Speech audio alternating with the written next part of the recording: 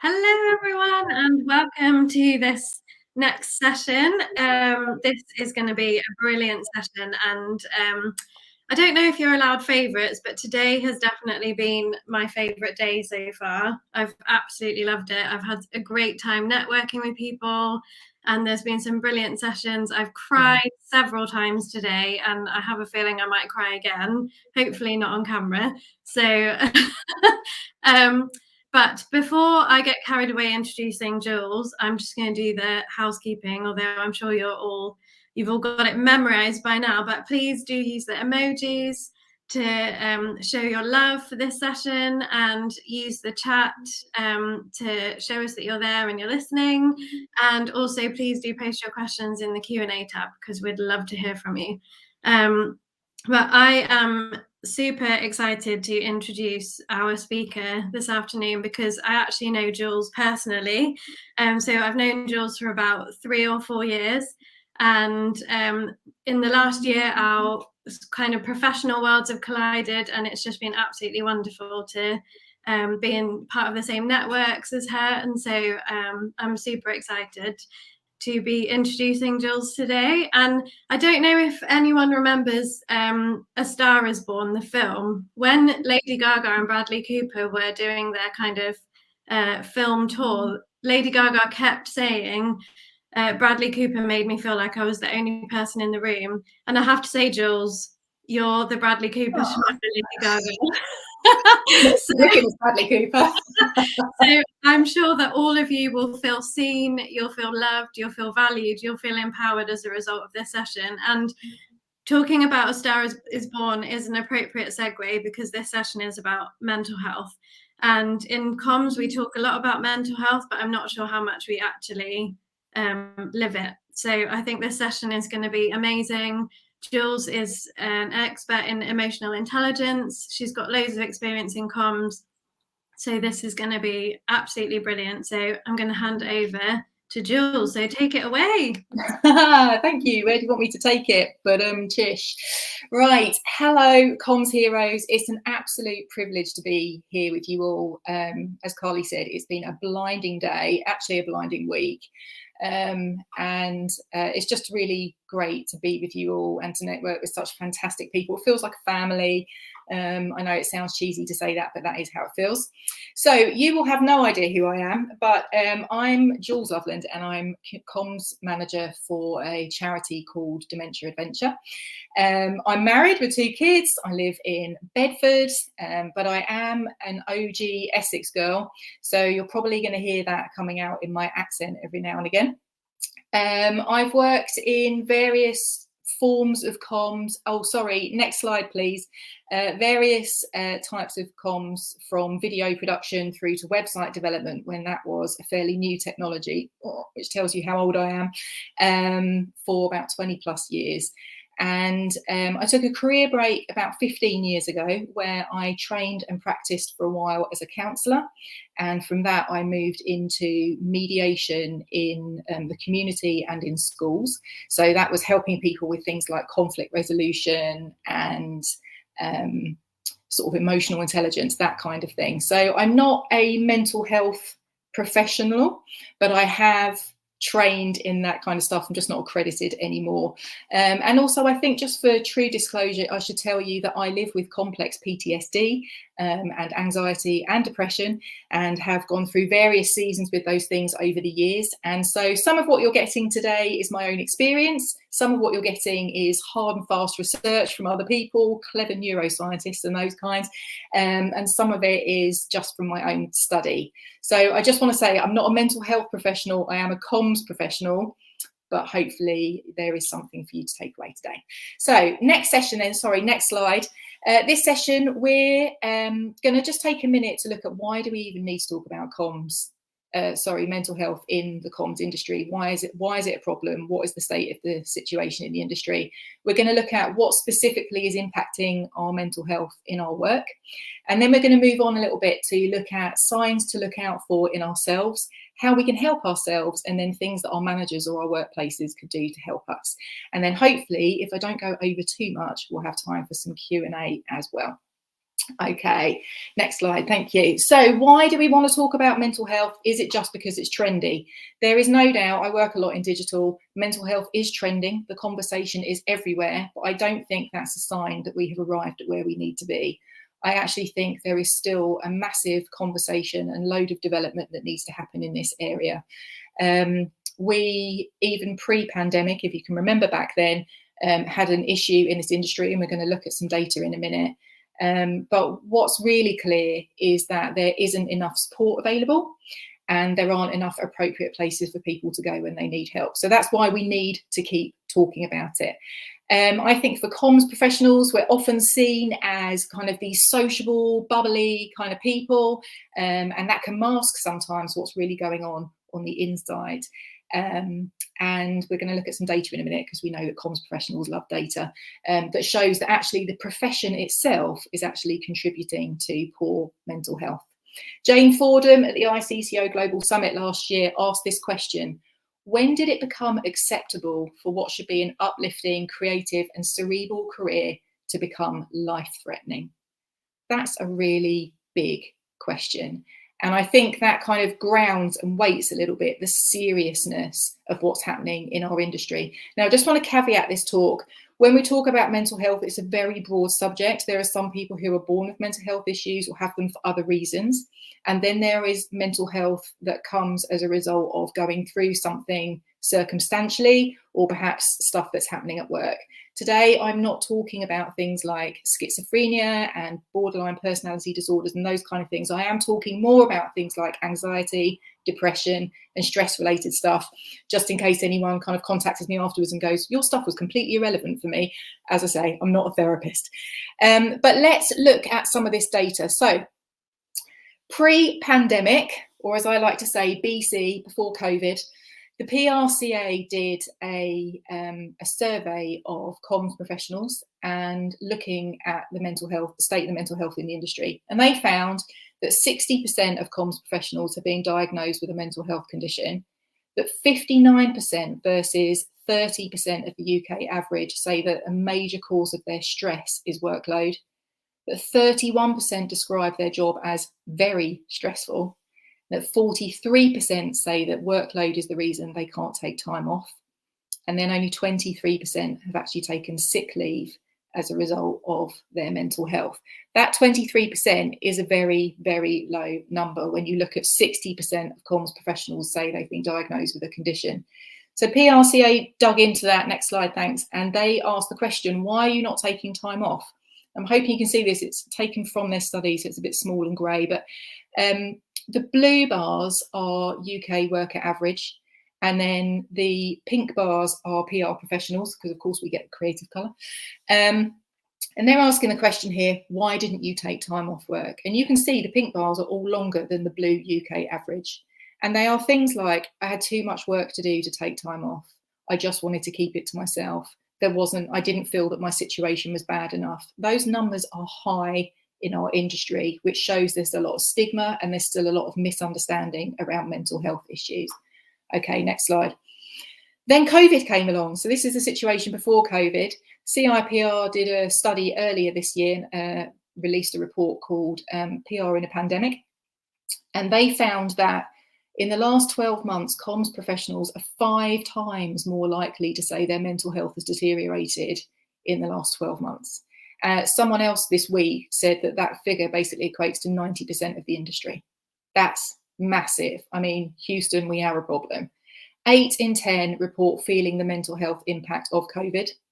Nearly 50% are saying that they are working an extra 1 to 2 hours a day, and 15% are working 5 or more hours a day, but less than 25% have accessed mental health support. That troubles me. That really troubles me, that last figure. So in a minute, I want to take some time to look at ways that we can recognise perhaps if we're not doing very well ourselves, because I think picking up early signs is really important in terms of our overall health and recovery. I'm going to take us through some things we can do to help ourselves. This isn't all encompassing because I don't have a week to take you through all the amazing neuroscience and all the different stuff that's out there. So this is really just a snapshot, and it's going to be a bit of a kind of a roller coaster of a ride through. So keep up. My notes will be available after the session as well if you need them. But what I really want to say before I move on is that mental health comes with a lot of shame. And I think, you know, if someone gets diagnosed with cancer or breaks a bone, there's a natural empathy that comes. But when people talk about mental health issues, there's a fear, and that can make you feel like there's something wrong with you. And I just want to say that as someone who has mental health issues and has had mental health issues, and talking to people who are probably experiencing them right now, you are not weak, okay? You're epic. You're a comms hero. The fact that you're showing up every day as a wife, a mum, a friend, a colleague, a manager, whatever it is, whatever capacity in life that you're showing up, you are smashing it if you are also battling a mental health issue. And I want you to understand that fear and stress and overwhelm are not signs of weaknesses, but as Kate Middleton from the Mind and Soul Foundation says, they are signs of being human in a difficult time. And, you know, just in case you're not clear, this has been a bit of a difficult time. No one expects a worldwide pandemic. So you're epic. And we're going to look at how the industry is trying to intrude on your epicness and rob you of your mental health. Okay, I want you to understand that it's not your fault, is basically what I'm trying to say. There's a list here of things that impact our mental health in the comms industry. This is not a complete list. I'm sure all of you can probably add to this a handful more each. But I think if we just quickly go through some of these, hopefully you'll relate to at least a few of them. So first and foremost, it's an always on, always available culture. That just seems to be the nature of the industry, that we are readily available to our colleagues and to press teams and all those other things all the time. The 24/7 news cycle and 24 social media has made that a more intense experience. If you work in digital, then you're going to be exposed to things like trolling. Trolling impacts our mental health. It is a very serious form of bullying. And even if it's coming through your corporate account, it still causes you to feel some stuff. The RNLI did some amazing work on social media recently about the Lifeboats campaign with refugees coming over. They got so attacked by people on the far right who aren't happy with people coming over here for help. The way they handled their social media was incredible, but I just kept thinking about the people on the other side of those accounts and what they were having to deal with every day. I think as communicators, we're natural listeners. We have to tell stories. So listening to stories all the time, particularly if we're working in not-for-profit or charitable sector, sometimes we're hearing stories that are difficult to hear. And I think empathy and listening to difficult things can be very draining on our mental health. I say that in the right way. And I think also similarly, being listeners and, you know, listeners across the board, not just of difficult stories, and processing that is exhausting. So look at all these things that you do. I'm not even halfway through my list. I'm just thinking, wow, look at all these things that you do. Being multidisciplined, okay? Back in the day, you had a PR team and you had an internal comms team and you had a video production team and you had your media team and you had your digital team, and these were all different departments that nicely work together. Often all of those roles are now wrapped up in one or two people. So that's full on, that's going to affect your mental health, and that will lead to multitasking, all the balls in the air all the time. Crisis management. Not all of us work in crisis management, and those that do are usually very excellent, very well prepared people. If you want to know more about that, Andy Barr did an amazing talk on it yesterday. But I think that even if you're well prepared in crisis management, there comes a point where it's squeaky bum time and you have got adrenaline and cortisol running through your system, and that affects your entire nervous system and your brain. So that's going to impact your mental health. We've got smaller teams, short deadlines, massive workloads, especially perhaps since the pandemic, where even though I think people are seeing the value of comms slightly more now, when they're now giving us more and more work to do. We've got to be reactive and proactive at the same time. So yes, you want me to have this really well thought through campaign, but you also want me to respond to all these things that are happening in the news at the same time. That's like, whoa. And then thinking strategically and creatively at the same time. That's physically two separate parts of your brain working at the same time. This is intense pressure on your entire nervous system. This next one, being misunderstood for asking questions like why. I don't know about you, but I believe that comms is a strategic role. And so I think people get us on board because they want us for the output that they think they're going to get from us. But what they don't necessarily realise is what they're really paying us for is to sit at the table and go, why do your audiences want that? Why is that a good idea? Why is that a strategic priority? And I think asking those questions, sometimes that makes us the bad guy. And I know I have walked out of meetings feeling like I just feel like nobody likes me. And that doesn't feel good. Similarly, I think coming into that last one, feeling undervalued, it feeds into it. People don't really understand the nature of comms sometimes. They don't understand why we do things the way we do things. They don't understand why everything can't go on social media, or a session earlier with Stephen today, why everything can't be a press release. So there's lots of those kind of pushing back conversations, which are just draining and can lead to conflict sometimes. And that's very difficult for our mental health. And then there's things like constantly needing to upskill and learn. This week, I feel like my brain has expanded about 1,000 times, learning about things I didn't even know that I needed to know about, that I definitely do need to know about. So thank you to all the amazing people that have done incredible talks this week. And now I've got a lot of reading and research to do. And then things like comparison, we all do it. This isn't just for comms professionals, but we do. We look at our colleagues, we look at the opportunities people are getting, we look at other organisations, perhaps we're scrolling through jobs because we haven't quite got job satisfaction. All those kind of things are having a drain on our mental health. Okay, so that's a lot, and I hope that some of you can relate to some of that. Maybe give me a clap if you can relate to some of those. That feels awful asking for my own clap. I should have said a thumbs up, maybe. Don't applaud me because I asked for it. Next slide. If you can relate to some of that, let's see if you can relate to some of these, just to kind of brush ourselves off, because that's all a bit heavy, isn't it? Aiming for a 20%, higher than 20% click rate. Okay, if we were in person, I'd be asking someone to do the Inigo Montoya one in his accent. I don't dare try and do a bad Spanish accent, but right, moving on then. Moving on. Right. Before we look at some possible signs that we might be experiencing that are those kind of early warning signs that we're not doing okay, I just want to talk a little bit about the importance of self-awareness. If we don't have good self-awareness, we can't recognise the signs. And self-awareness, fortunately, is something that we can read about and grow in and develop in. So it's not something that we can just say, oh, I don't have it. We can develop it. Self-awareness really is a key to managing our mental health and moving towards healing. It gives us the ability to identify what's going on inside of us and recognise those signs of when we're not doing well, and then give us the option of being able to seek help. Along with self-awareness, we also need to develop emotional intelligence, which again, I could do sessions and sessions on that, but I'm going to touch on it a little bit. But with the kind of the happy partnership between self-awareness and emotional intelligence means that you will come to know what you're feeling, why you're feeling about it. And then that gives you some insight into why you're behaving the way you are, maybe why you're doing some of the things that you do. Because we all do things where we think, I don't really know why I did that. I don't know why I'm responding in the way that I'm responding.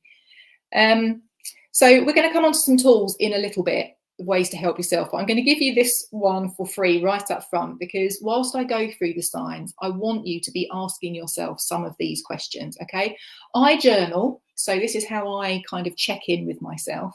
You might want to do check-ins when you're out for a run, drinking a cup of tea, sitting out in nature, whatever's good for you.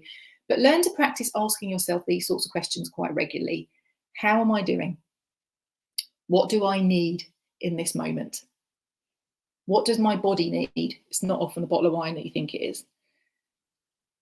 Do I feel safe physically or emotionally? How do I feel about myself? And what's taking up my headspace? Those are just really good questions to regularly ask yourself. Okay, next slide.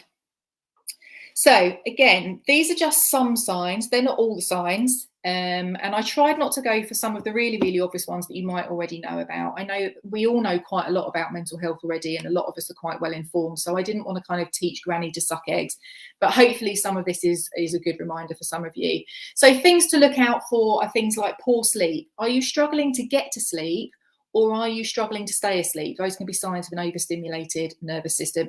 As I say, there is neuroscience behind all of these, but I haven't got the time to go into it, even though the geeky, nerdy side of me really, really wants to bore you to death with it. So things like negative thinking, overthinking, are you finding yourself in cycles and patterns of thinking that you can't get out of? Do you find yourself over-planning or overworking? It's one thing to have a big workload that means that you have to stick in an extra couple of hours. It's another thing to be overworking, over planning, rewriting your to-do list 1,000 times, that kind of thing, almost like you can't switch off, like there's an addictive drive. Do you fall into people pleasing? So the trauma response, you might have heard of flight or fight. Well, there's fight, flight, there's freeze, which is when you feel stuck, and then there's something called fawn. And one of the ways that fawn manifests itself is through people pleasing. You end up saying yes a lot more, almost being a bit over flattery, a bit sycophantic, taking on more, just trying to please everybody. It's like an insecurity thing. What about poor concentration? Are you struggling actually to stay connected with the task that you're working on? Are you drifting off in meetings? Have you got a loss of motivation? So that's things like, not loss of motivation as in, my job's a bit rubbish, but things like things that you enjoy. Things that you normally used to get enjoyment from, do you not feel like doing them anymore? What about perfectionism? Are you the sort of person that used to let, okay, there's the odd typo here, there, whatever, we let some of these things slide? Have you now got to the point where you're like, every single thing has got to be perfect, or you literally just cannot rest? Are you engaging in numbing behaviours? So there's a bottle of wine there. In my case, it would be Netflix box sets. But, it could be overeating, it could be sleeping a lot. Are you doing anything that is where you're trying to avoid feeling the feelings that you're feeling? I hope that sentence makes sense. Are you procrastinating? Are you putting off the stuff that you should be doing? Are you constantly overwhelmed, even when circumstantially there's nothing really particularly overwhelmed going on? You just feel overloaded all the time. Do you experience numbness? So different to numbing, but numbness is when you just feel empty, don't feel anything at all. Or do you feel yourself withdrawing? Are you not engaging with your colleagues? Are you not engaging with your friends and your family? Next slide, please. Sound like Chris Whitty. Do you find that you're getting regularly ill? So when your nervous system is impacted by adrenaline and cortisol and your stress hormones, that impacts your nervous system, and then that impacts your immune system, and that can mean that you're prone sometimes to just catching every bug that's going. Do you find that you can't relax? In the evening, you just kind of, I should just be enjoying this film, but I'm not. I'm terrible at this. So I used to be able to just sit down and enjoy a film. But unless I'm in the cinema, I can't do it anymore. I sit and my husband will put a film on, and then I'm on my phone scrolling at the same time, or I'm playing games on my iPad at the same time, or I'm drawing. I have to be doing something else. Like I can't just be still and relaxed. Do you get palpitations regularly? Do you find that you have to kind of cough or, adjust yourself slightly to get your heart rhythm equal? Do you find that you've got a tight chest, like you can't feel your lungs, like you just feel like compressed? Do you have chronic pain? This is something that's often overlooked. We can put it down to, I've got a bit of a bad back because my chair's uncomfortable. But often pain is a signal from our brain going, you're ignoring me. I'm trying to tell you that you're not doing very well. So I'm sending you another signal so you pay more attention. Do you feel restless? Like you get into bed and feel like you can't get comfy, or you want to move your legs around? Do you feel guilt and shame? Now, they're two different things. Guilt is what I've done is bad, or the thing that I've done is not good enough. Shame is I am bad, or I am not good enough. And those are often both signs of something going on in our mental health. Usually those are signs of depression. Do you feel anxious all the time? Do you have like a generalized anxiety that's not attributed, you're not about to do a talk to all these amazing comms heroes. That's normal anxiety. But is there an anxiety that's kind of bubbling in you all the time? Are you having panic attacks, and are the frequency of them increasing? Do you feel sad just a lot of time? Just sad, just blue, and a bit hopeless? Do you find that you have emotional outbursts that come out of nowhere? I went back into therapy last year because I realised that my anger was getting out of control. I've got 2 children and a husband. They don't need to be part of that. You know, it'd be a tiny weeny thing and it would build up and build up and build up, and then I would explode. All my emotional reasoning just went out the window. That was because I was overworking, overloaded, and finding the pandemic too much. I couldn't homeschool and do my job well. So, you know, that's a natural response that any of us probably would have had. But that's how I noticed that I wasn't doing well. That was my first sign. Oh, my emotional outbursts are not great. So I head off to the therapist. And do you find you have no appetite? Or maybe the opposite, like in my case, I eat my feelings, but you might feel sick all the time and not feel like you want to eat. So, okay, just a few signs. And I'm hoping that maybe for some of you, you recognise that in yourself and are thinking, okay, maybe I need to do something about this. I can't ignore it anymore. And I just want to say that when it comes to healing mental health issues, the very, very first step after acknowledging that maybe something's not right is having self-compassion. Okay. If you feel embarrassed about having mental health issues, if you feel ashamed, or if you've got recriminations or even fear about it, and you're battling against yourself and how you feel about yourself, that's going to get in the way of your healing. Actually, you need to stop kicking yourself in the butt and instead give yourself permission for where you're at and recognize that it's not your fault that you're at where you're at. And actually, you're going to help yourself now and love yourself and lead yourself towards healing. And I know that makes me sound a bit hippy-dippy, but so be it. It's true. Okay. To overcome mental health issues, you're going to need to continually show up for yourself, advocate for yourself, and fight for yourself. And you won't do that if you don't love yourself. Okay, so what does it look like? Honestly, it's a lifelong journey. I'm not expecting you to have nailed self-compassion by the end of this talk. And actually, as British people, where we've been taught to be very self-effacing, self-compassion and self-love is a little bit alien to us as a concept. In other cultures, it's more prevalent. So I think for us, we need to look at things like being very kind to ourselves, recognizing that this is not our fault.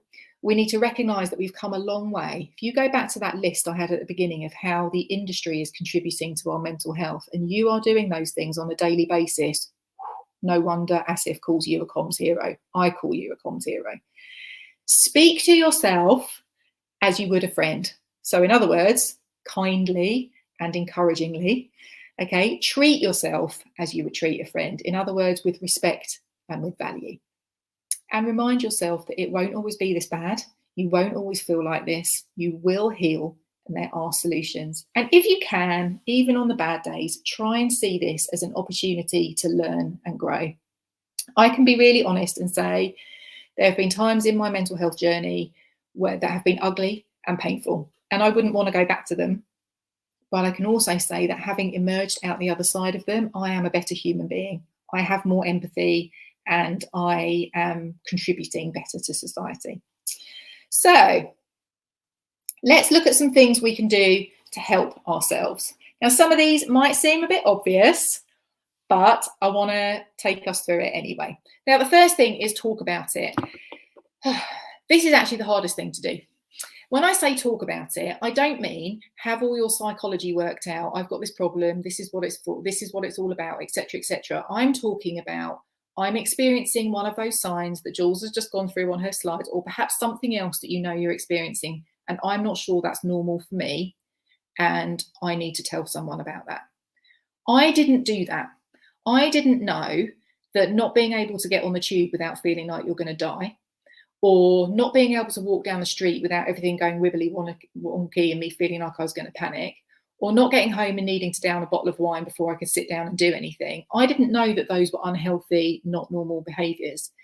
And I think that had I said to somebody, do you know what, this is what I'm experiencing, they might have been able to say to me, yeah, that isn't normal, and maybe I can help you in some sort of way. Maybe they might have been the ones to flag it. So find the strength deep within you to tell just one person, this is something that's going on in my life that I've kept a secret, and I need some help with.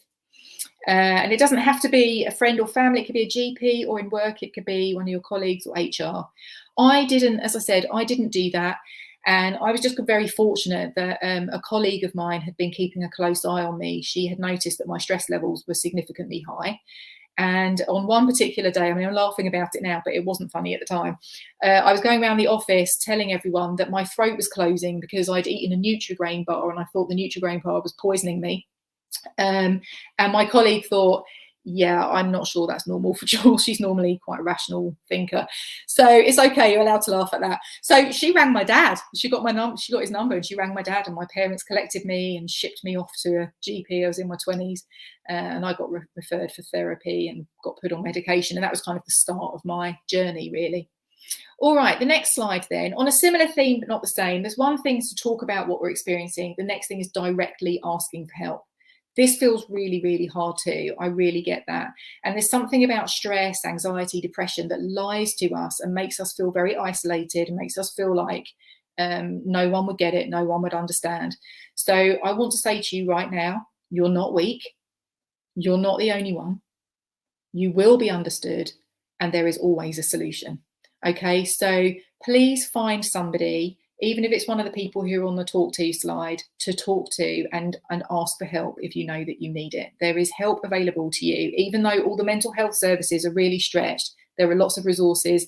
My very, very last slide will show some of those resources for you. Okay, next slide. So when it comes to helping ourselves, as I said earlier, do that checking in with you thing, you know, how am I doing, etc., etc. And I'm running out of time, so I'm going to do this really quickly.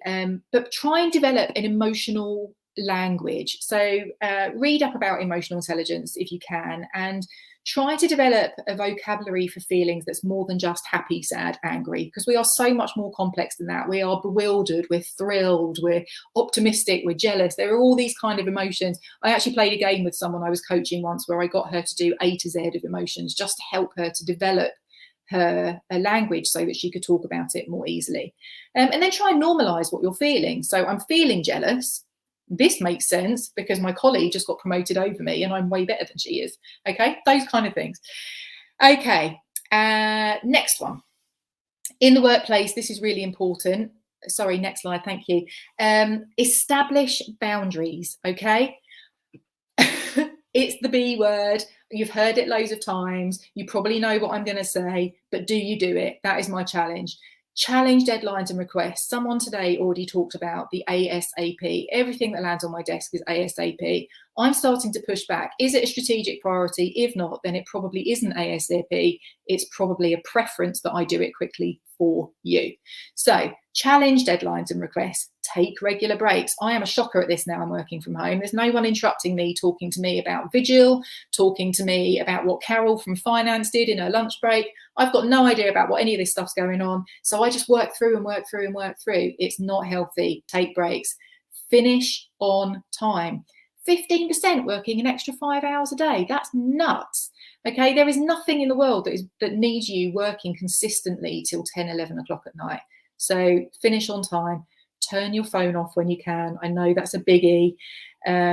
Consider doing things like removing apps when you're on holiday, and remove email from your work phone as well when you're not working. I think that's a really big one. It's too easy to press that button. There's your emails, and then you're back into all the stuff and thinking about all the stuff. Okay, next slide.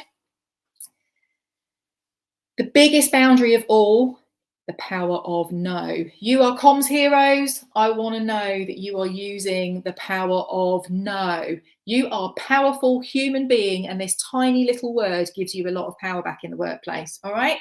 You're allowed to say no, or at the very least, not yet, because everything that you say yes to means you're saying no to something else. All right. Everything you say yes to, you're saying no to something else. And usually when we're saying yes to a lot of stuff, we're saying no to our own well-being. We got to stop that. Okay. So make your yeses count. Only have a few, have a handful of yeses and make them really count. And everything else has got to be a no. Okay. Next slide. Okay, and finally, on helping ourselves develop good habits. This is the stuff that I hate, but it's absolutely true. There's loads of science around it. We know that being in nature and doing good exercise and eating healthy food and all those kind of things, drinking water, are really, really good for us. But when we are struggling with our mental health, they are the last things that we want to do. So I have learned in my own life, this is a top tip from me, to just schedule the stuff into my calendar in the same way that I schedule in meetings and picking up the kids from school and all the other things that I do in life. And I do it simply because it's in my calendar and my calendar tells me to. Not that I'm driven by my calendar, but if I wait to do those things until I feel like it, I'll never do them. Because when I am not in a good space, I never feel like doing any of those things. I want to eat Doritos under a blanket and watch reality TV. So I think that's the reality, is we have to put this stuff in, and don't wait till you're in a crisis before you start trying to do this stuff. This stuff, there's loads of research and science around it, around how they are preventative measures. So I work for a dementia charity. There's an awful lot of research now showing how connection to nature and meaningful outdoor activity actually prevents the onset of some dementias and slows down the progression of the condition. So, and that applies to mental health across the board. So let's get these good habits in. Carly, I'm literally on my last 4 slides, okay? This is brilliant. You could go on for ages. I'm going really fast, sorry. Right.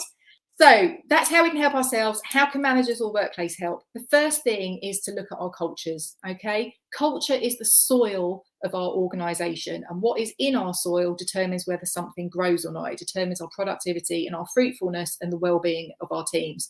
So if we have rubbish stuff in our soil, like gossip and overworking and no strategic priorities and all those kind of things, people will grow in a wonky way and they'll break. What we need are core values that facilitate things like transparency, authenticity, empathy, and empowerment. Okay, those are some of the things that we need in our culture, and we're going to go on to look at that. But let's build our cultures as managers and as leaders around employee need, because if you look after your employees, guess what? They're looking after your beneficiaries and your organisation. Moving on. So managers, what could you do? Well, you could start by having one-to-one meetings with no work agenda.